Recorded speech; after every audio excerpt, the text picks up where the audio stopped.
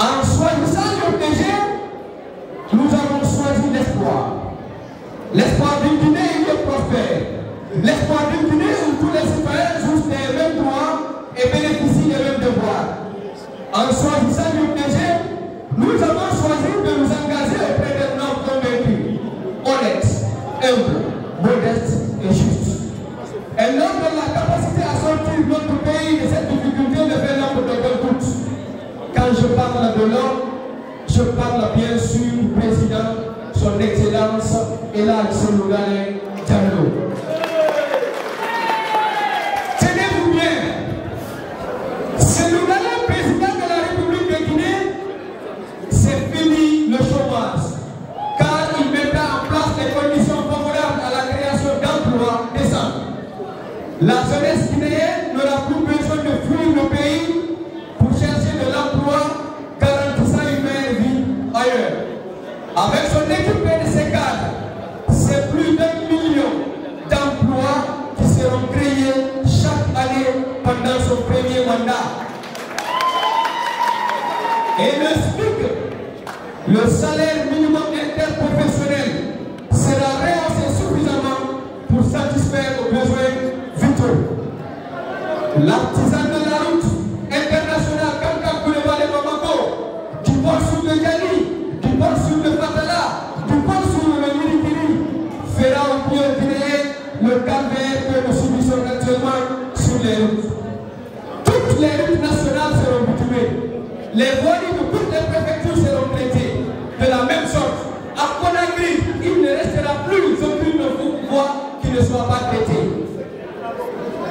Cellou-Dalein, le président de la République de Guinée, finit le tour dans le rural. Cellou-Dalein, le président de la République, finit le manque d'eau dans le robinet.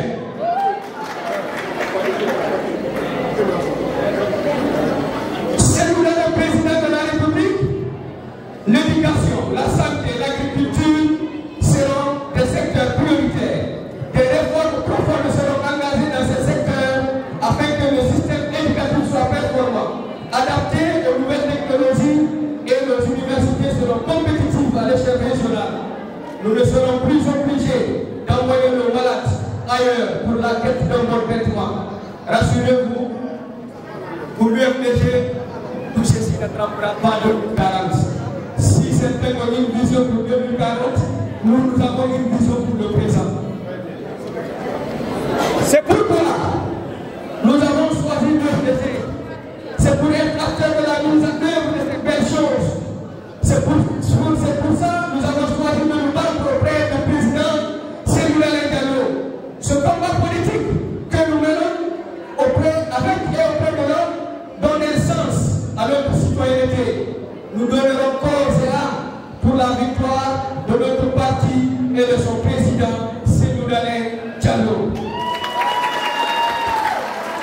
C'est un engagement que nous venons de prendre. Cet engagement a plus d'être un devoir et aussi une responsabilité, c'est d'honorer la mémoire des Guinéens tombés en héros sous les balles des forces de défense et de sécurité. Militants et sympathisants de l'UFDG, ces responsables du parti, Franz Fanon écrit: chaque génération, dans une relative opacité,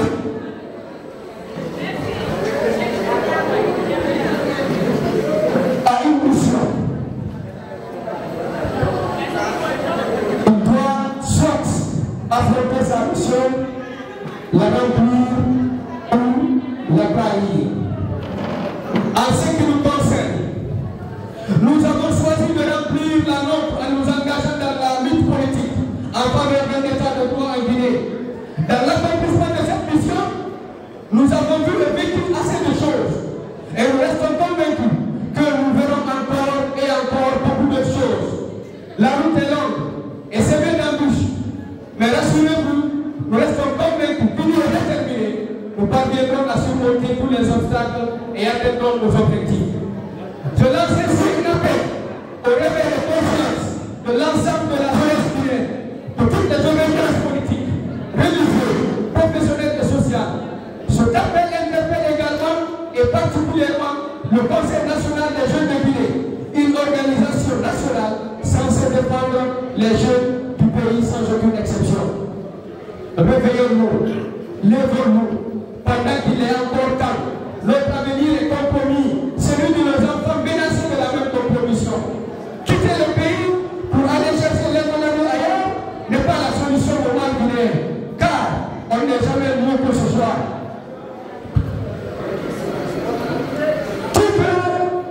Tu peux gagner la vie à l'étranger, mais un jour, forcément, tu es obligé de rentrer chez toi. Il vaut mieux alors que les conditions d'une vie meilleure soient réunies ici. Ces conditions, personne ne peut les réunir si l'on peut. Il est donc impératif que nous soyons debout pour mener les combats. Celui de gagner tout notre vie et celui pour sauver notre nation des dérives autoritaires et dictatoriales. Mesdames et messieurs, chers camarades, nos compatriotes Foliké Mengue et Biloba sont arrêtés et détenus dans un lieu tenu secret. À date, nous ne savons pas s'ils sont encore en vie. Cette situation doit nous interpeller. Elle doit nous questionner. Car si nous ne faisons rien aujourd'hui pour eux, demain ça pourrait être chacun de nous dans cette situation. Jeunes de Guinée, rappelons-nous que notre pays a été indépendant grâce à l'engagement et à la lutte des jeunes des années 50. Cette génération s'est battue pour notre fierté. Ils se sont battus pour notre liberté. Ils ont tout donné pour notre dignité. Nous devons honorer leur mémoire en continuant la lutte que nous devons impérativement gagner. Notre mission de faire de la Guinée un état de droit démocratique, un pays où les citoyens jouissent librement des libertés des ressources, librement des ressources du pays, un pays avec des institutions fortes, une justice indépendante, une armée républicaine est un impératif patriotique et une responsabilité historique. Nous pouvons certes appartenir à des entités différentes, mais notre vision et nos objectifs doivent être les mêmes. Militants et sympathisants de l'UFDG, chers responsables, le mois d'octobre en Guinée est le mois de l'indépendance. La lutte qui a abouti à l'acquisition de cette indépendance était d'abord syndicale, avec les organisations syndicales, comme le CNTG, et politique par la suite, avec les partis politiques, comme le BAG, comme le PDG-RDA. Elle était donc totalement civile et pacifique. Ceci nous amène à constater que contrairement à ce que veulent nous faire croire des personnes de mauvaise foi et opportunistes, les partis politiques, avec à leur sein des politiciens vertueux comme notre président Ségoula Diallo, sont loin d'être un problème pour un pays. Ils sont plutôt la solution et constituent sans aucun doute le rempart pour trouver des réponses appropriées aux différents problèmes dans un pays. Le problème c'est qui? Le problème, ce sont les gens qui ne respectent pas le peuple et qui ont un budget à violer toutes les lois du pays et qui sont prêts au pays pour satisfaire leurs besoins de cette mise au pouvoir. 66 années après, nous devons, pour une fois, accepter d'expérimenter le respect du choix du peuple de Guinée, qu'il exprime librement dans les urnes. Car seul le pouvoir acquis légalement et légitimement dans les urnes peut développer durablement un pays en lui garantissant une stabilité socio-politique. Pour terminer, j'invite tous